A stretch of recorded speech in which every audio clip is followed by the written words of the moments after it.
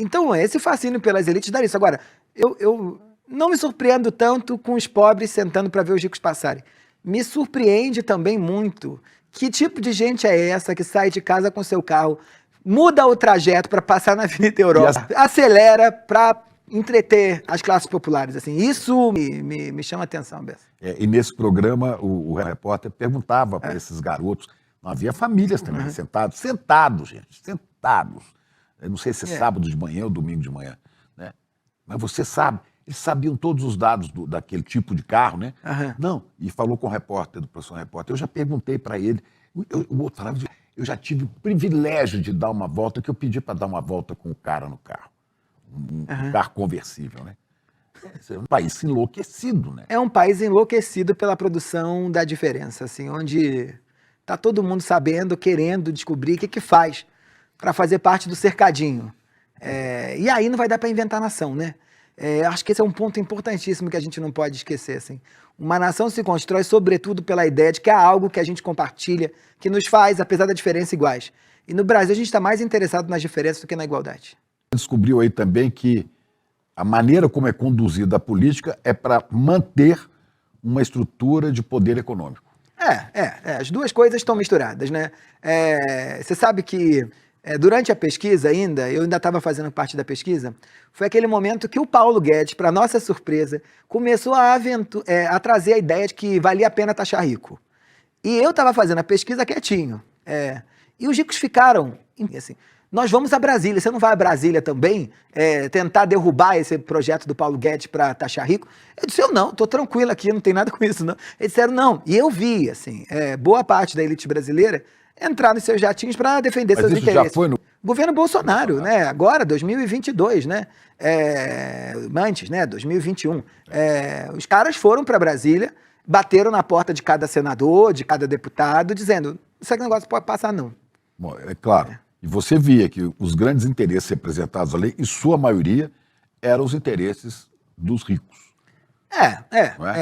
Inclusive, como a sua mãe te ensinou a observar no restaurante, você chegou no Senado, olhou e tinha lá.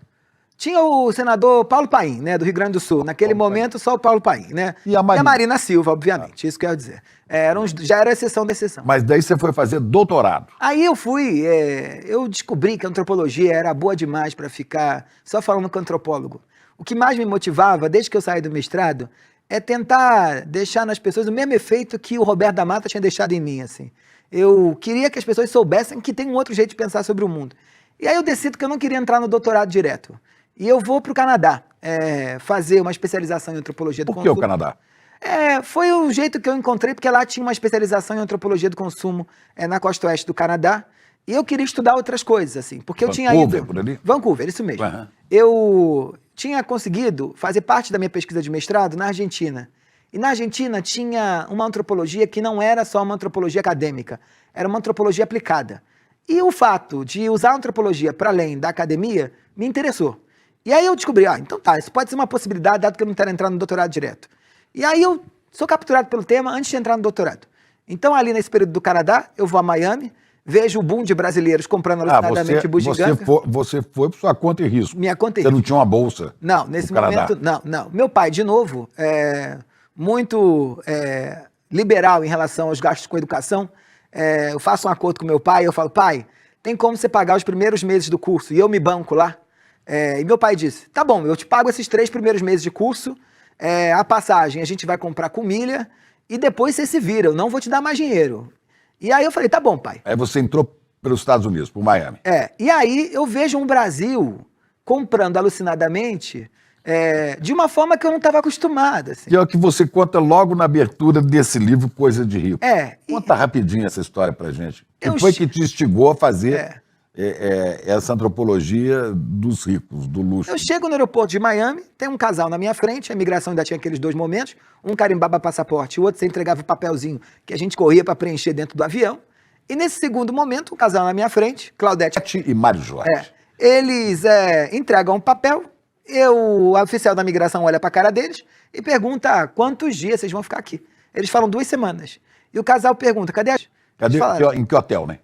Primeiro que hotel vocês vão ficar, Hotel Faena, hotel que tem uma escultura, né, que é um dinossauro, assim, em ouro, né, de um artista, Damien Hirst, que é importantíssimo, hotel caríssimo.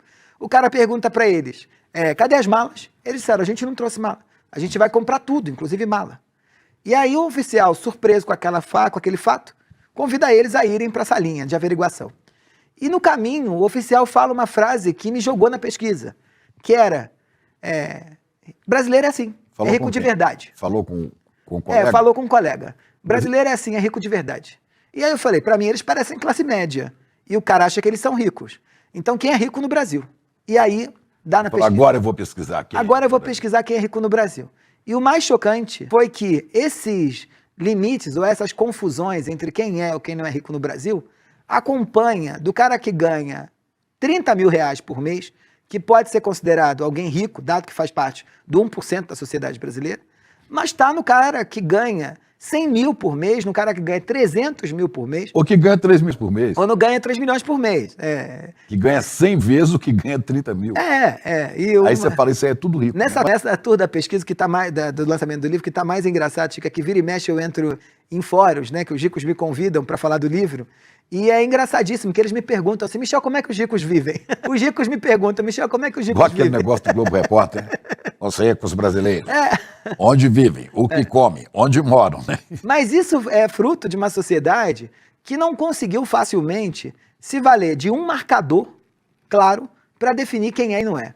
Por isso que os economistas fazem, e o que os estatísticos fazem, não é suficiente na sociedade brasileira para definir quem é. Porque como é que um economista ou um estatístico define quem é rico no Brasil? Eles enfileiram o fulano que tem mais dinheiro no Brasil ao fulano que tem menos, né? O pessoal que está no meio é a classe média. O pessoal que está para cá é rico, né? No Brasil, dinheiro não é definidor de posição de classe ou posição hierárquica no Brasil. Mas se o cara tem muito dinheiro, ele é rico. Ele é aos olhos dos outros, mas aos olhos dele, ele vai ter uma vida com conforto. Porque ele pensa, que outra vida eu teria se não fosse essa? Assim? Eu tenho uma vida básica, né? Eu tenho uma vida com aquilo que eu preciso.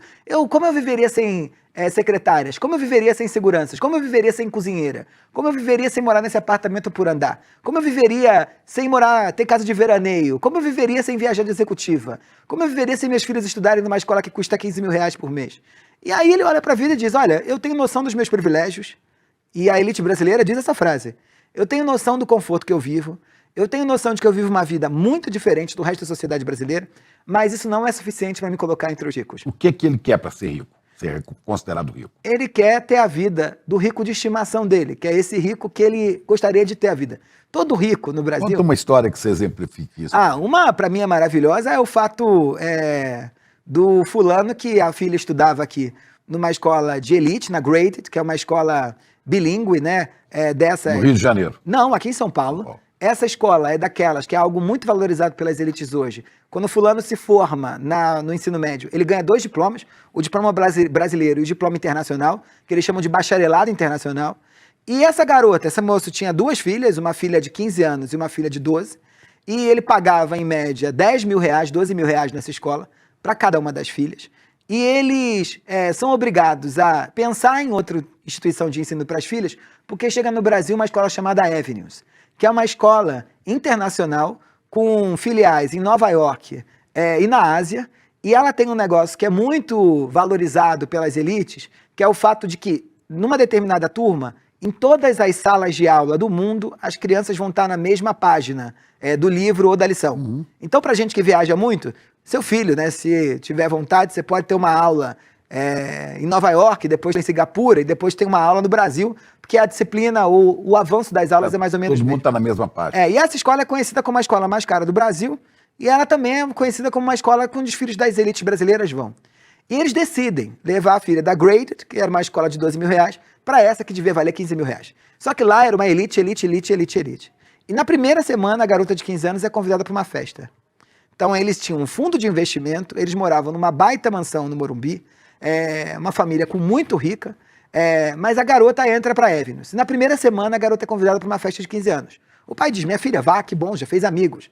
E aí ele diz, papai, mas eu preciso da autorização. Que autorização é essa? É porque a festa não vai ser no Brasil, a festa é em Nova York. A gente sai sexta-feira daqui na família. No jatinho da família. A gente vai, a festa é à noite no triplex da família em Nova York. E no domingo a gente volta e já vai direto para a aula. E o pai chama o filho no cantinho e diz, filho e filha, deixa eu te contar, a gente é pobre, tá? Porque esses seus colegas são muito ricos, assim, não dá pra gente competir com eles. Então, no Brasil, todo rico tem aquele próximo que ele acha que verdadeiramente é rico. É uma coisa sem fim. E esse talvez seja o principal ponto perverso da sociedade brasileira.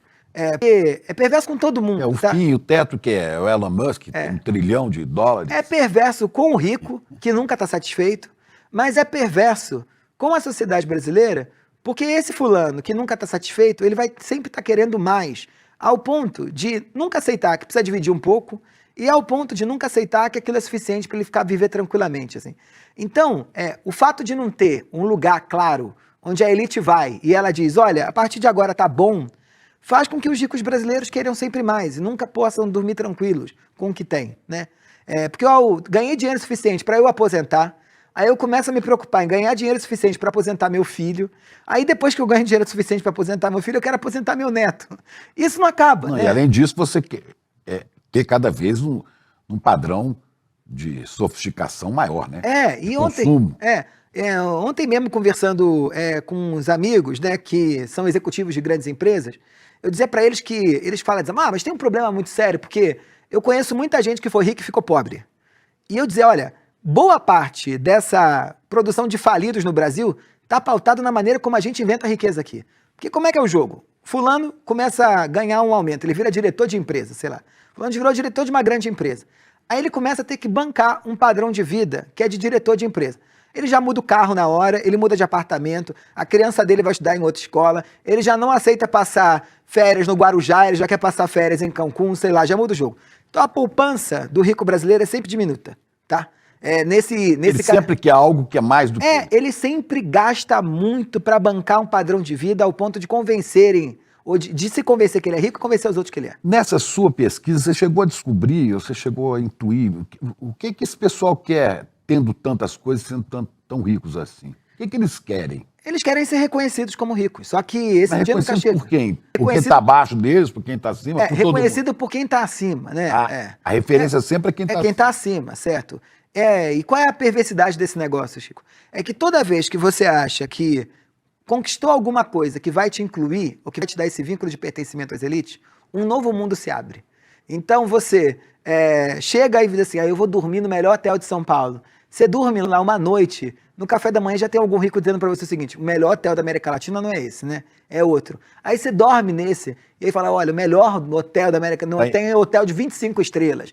E eles vão nessa batalha. Está em Paris, eu já sei. Está em Paris, né? Então não tem nunca esse movimento. Mas a grande batalha é que a posição dentro da sociedade brasileira, ela é frágil. E eles acham que vai acontecer alguma coisa, ou eles vão comprar alguma coisa, ou eles vão virar amigo de alguém que vai dar alguma estabilidade para essa posição. Só que isso não acontece aqui, né? Eu brinco que é quase como você vai na praia e enche a mão de areia, sabe? Você compra uma coisa ou conquista uma posição, você encheu a mão de areia, mas ela automaticamente é esvaziada. Agora, o objetivo fundamental, Chico, para te responder, assim, o que os brasileiros são apaixonados, os ricos brasileiros são apaixonados, são pelas distâncias, né? E quem não é rico também, distâncias. A gente batalha fortemente para estar muito próximo de quem a gente acha que é melhor que a gente. E batalha triplamente mais para manter longe quem a gente acha que é pior que a gente. Os ricos não acham que uma pessoa que tem muito conhecimento é alguém que está distante dele? Porque, em geral, né, essa elite brasileira, os ricos brasileiros, do ponto de vista intelectual, são muito pobres. Em geral. Claro que há gente. Né? Eu concordo com você. Concordo com você. Você encontrou isso? O hábito de comprar livro a metro não é um hábito de ex-BBB, ou recém-famoso ou recém-rico. Eu vi gente sofisticada que compra livro a metro, que tem estante de livro e não sabe nem que livros são aqueles. Assim. E não é por acaso, assim, não sou eu que estou dizendo isso. As pesquisas recentes da Associação Brasileira de Livros mostram que entre as elites, 58% da classe A brasileira não leu nenhum livro no último ano. Né? Então, assim, ao contrário da elite francesa, e aí Pierre Bourdieu, um nome importantíssimo, que dizia que, olha, conhecimento e sofisticação intelectual são os atributos importantes, né? Na construção desse gosto, que é uma baita arma simbólica no dia a dia, dentro do contexto francês, ler livro no Brasil não te diferencia nada, não.